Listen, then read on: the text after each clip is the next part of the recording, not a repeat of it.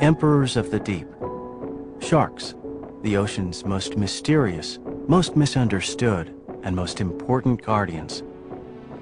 By William Mckeever. Read by Tim Andres Pabon.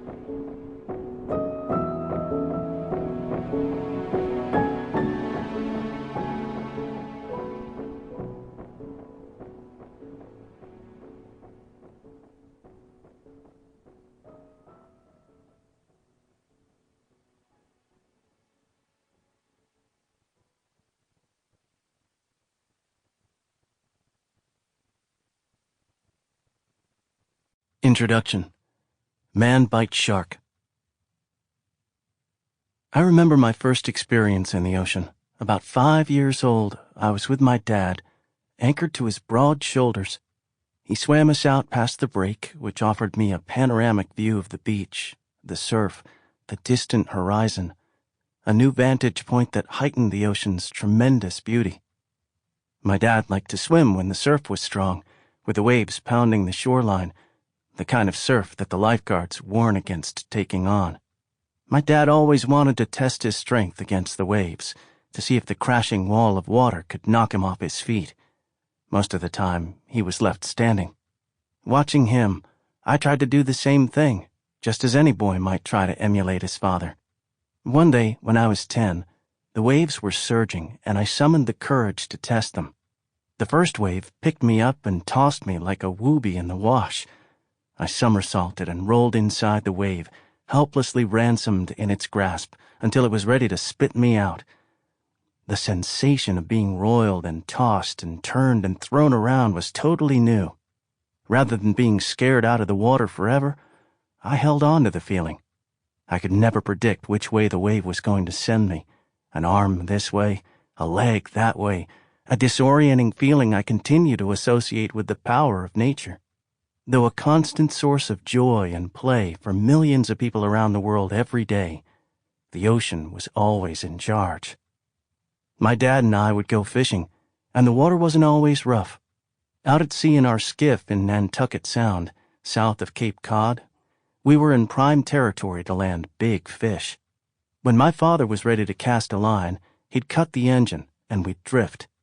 I remember listening to the sound of the waves lapping the hull of our boat, and the wind blowing through my ears as the boat rocked gently in the water.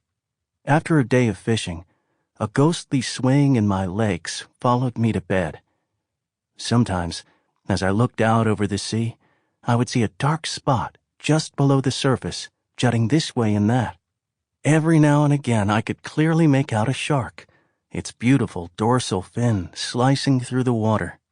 Once my father caught a dogfish shark, a skinny bottom dweller about 2 or 3 feet long. I remember being struck by how vulnerable the shark looked, thrashing on the boat deck, desperate for oxygen and an escape route back into the water. Though the dogfish is edible, I pleaded with my father to let the shark go. My father gave in, and I was glad to see the fish swim away, rejoining, I hoped, its family and all the other mysterious creatures swimming deep below the surface. Those fishing experiences with my dad deepened my appreciation of the ocean and the majestic creatures that inhabit its unseeable depths. When summer ended and the school year started, I went to the library and read every book I could find about sharks. I wanted to learn about how sharks operate, how they live their lives. I wanted to know what sharks were really like. But every book I picked up portrayed them as killers.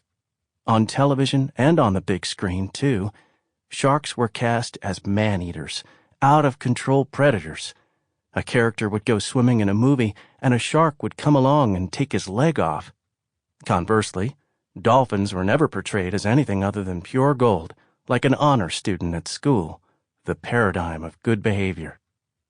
Slowly but surely, the prejudice against sharks started to seep into my consciousness. I respected sharks as much as I respected the ocean.